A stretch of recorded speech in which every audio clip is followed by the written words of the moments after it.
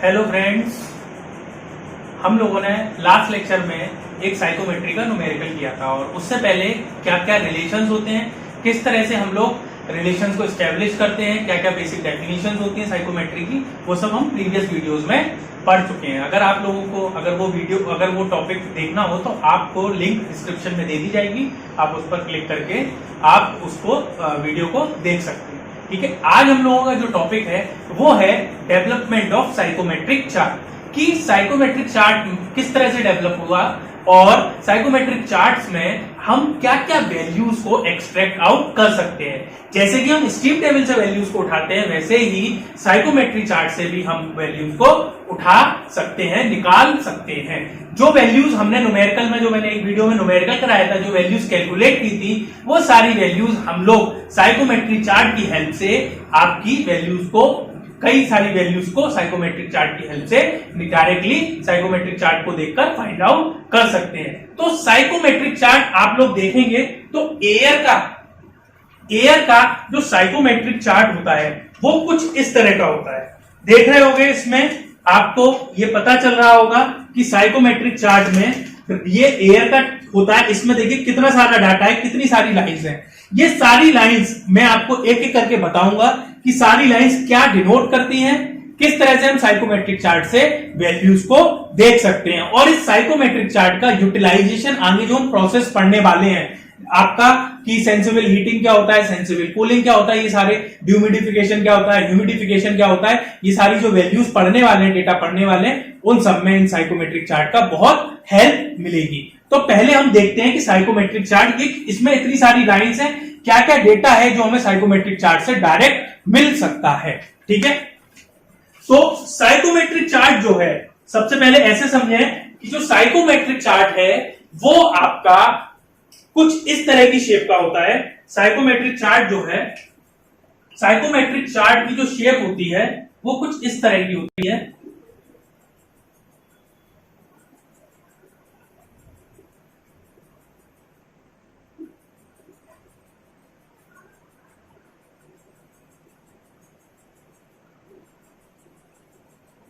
ये आपका कुछ साइकोमेट्रिक चार्ट की जो शेप होती है वो कुछ इस तरह की होती है, और यहां पर एक लाइन और होती है जिस पर पॉइंट्स बने होते हैं, ग्रेजुअल जो है डिफरेंस बना होता है। ठीक है, तो सबसे पहली बात करते हैं एक्स एक्सिस। एक्स एक्सिस पर जो हमारा होता है वो होता है आपका ड्राई बल्ब टेम्परेचर, DBT। जो एक्स एक्सिस पर होता है वो होता है हमारा dry bulb temperature, dry bulb temperature. X axis पर जो होता है वो हमारा होता है ड्राई बल्ब टेम्परेचर। ठीक है, और अलग अलग नोटिफिकेशन होते हैं, मान लो -20, -10,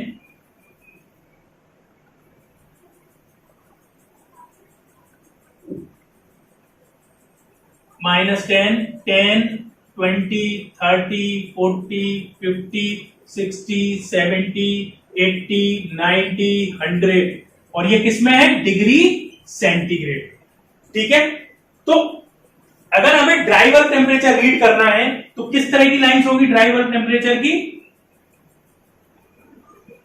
ये जो लाइंस होगी, इस तरह की जो लाइंस होगी वो आपकी ड्राई बल्ब टेम्परेचर की लाइंस होंगी। ये जो लाइंस मैं ड्रॉ कर रहा हूं, ये जो लाइंस हैं, ये ड्राई बल्ब टेम्परेचर की लाइंस।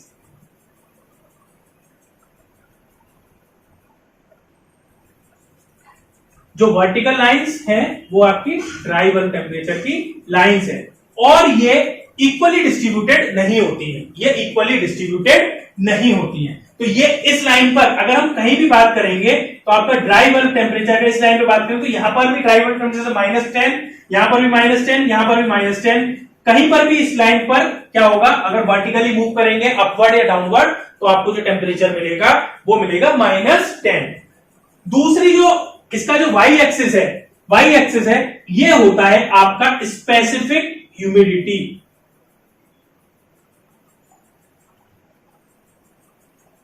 और ह्यूमिडिटी रेशियो।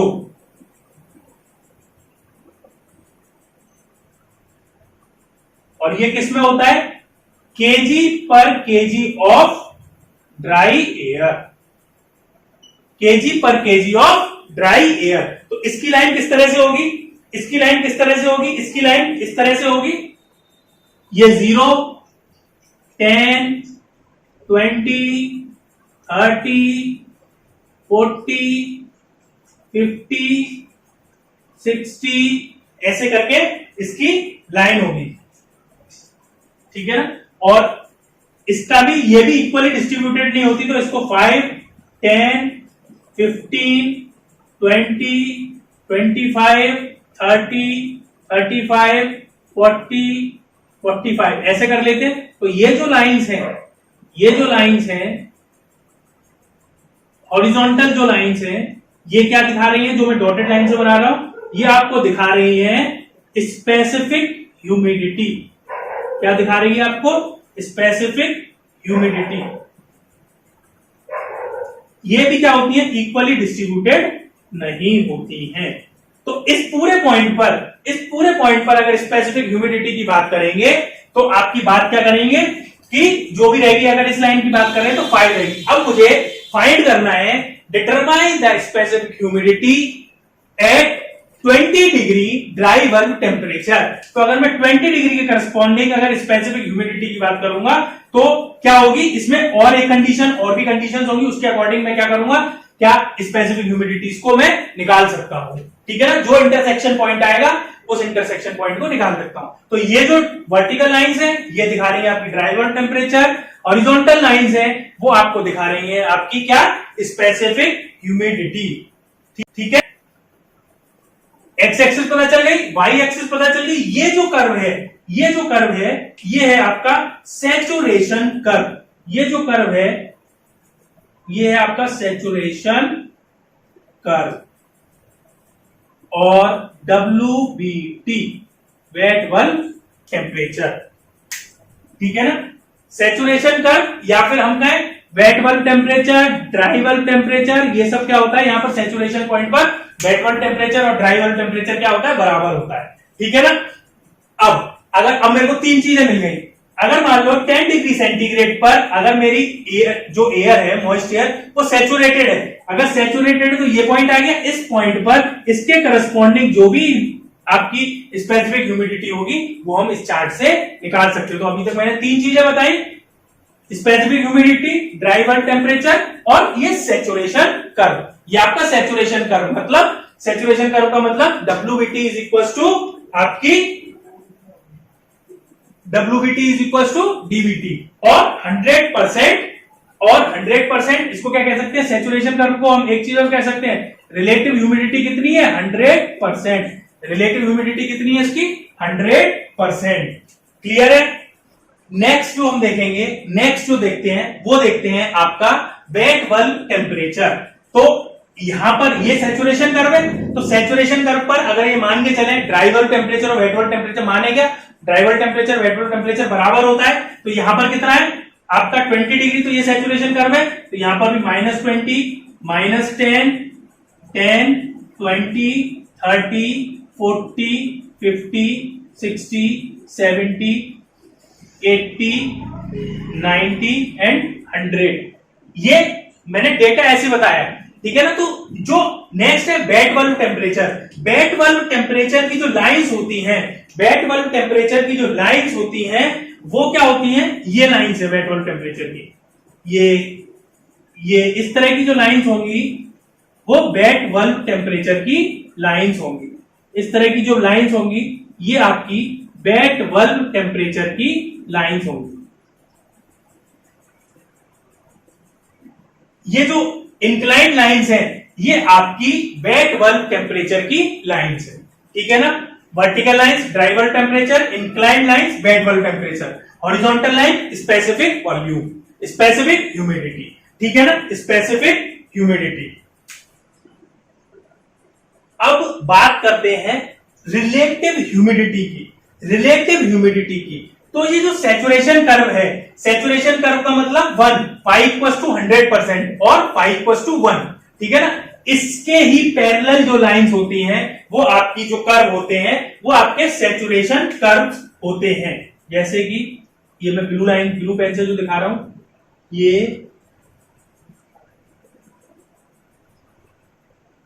ये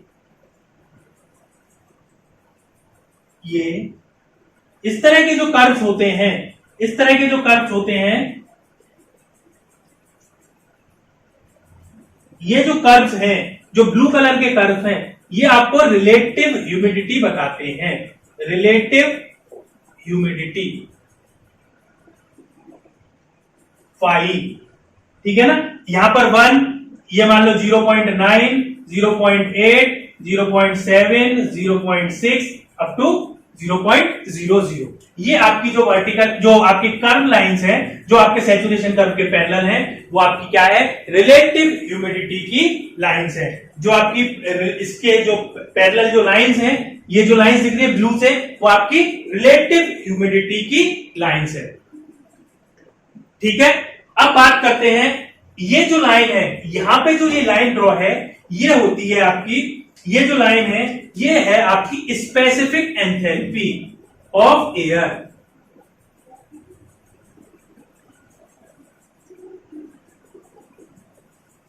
स्पेसिफिक एंथैल्पी ऑफ एयर। ये जो हॉरिजॉन्टल, ये जो लाइंस है, ये जो क्या कहते हैं आपकी वेट बल्ब टेम्परेचर की लाइंस है, उसका स्लोप थोड़ा सा ज्यादा है, स्पेसिफिक एंथैल्पी का स्लोप जो होता है वो थोड़ा सा कम होता है। तो मैं आपको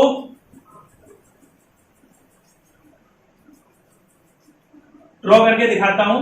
जो रेड पेन से मैं ड्रॉ कर रहा हूं, वो आपकी स्पेसिफिक एंथैल्पी की लाइन है।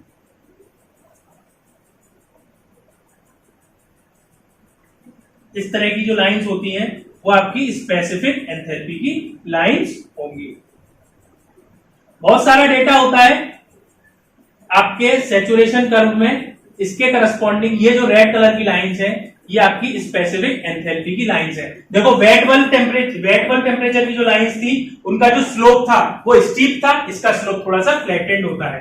तो ये वही होता है, माइनस से स्टार्ट होता है, -10, 0, 10, 20, 30, 40, 50, 60 किलोजूल पर केजी, किलोजूल पर केजी, ठीक है ना। इतने सारा डेटा आपका होता है। और इस पे ड्यू पॉइंट टेम्परेचर्स की भी लाइन होती है। ये आपको जो स्पेसिफिक ह्यूमिडिटी की लाइंस दिख रही हैं, वो इस डायरेक्शन में इंक्रीजिंग है। इस डायरेक्शन में इंक्रीजिंग डेटा स्पेसिफिक ह्यूमिडिटी का है। और ऐसे ही वर्टिकल लाइंस होती हैं जो इस डायरेक्शन में पॉजिटिव एक्स एक्सिस की तरफ इंक्रीज करती हैं, वो आपका होता है due point temperature. Due point temperature जैसे इस तरह की जो लाइंस होंगी, इस तरफ इंक्रीजिंग जो लाइंस होंगी, वो होगा आपका ड्यू पॉइंट टेम्परेचर। तो ये सारा डेटा हम लोग क्या कर सकते हैं, साइकोमेट्रिक चार्ट से निकाल सकते हैं।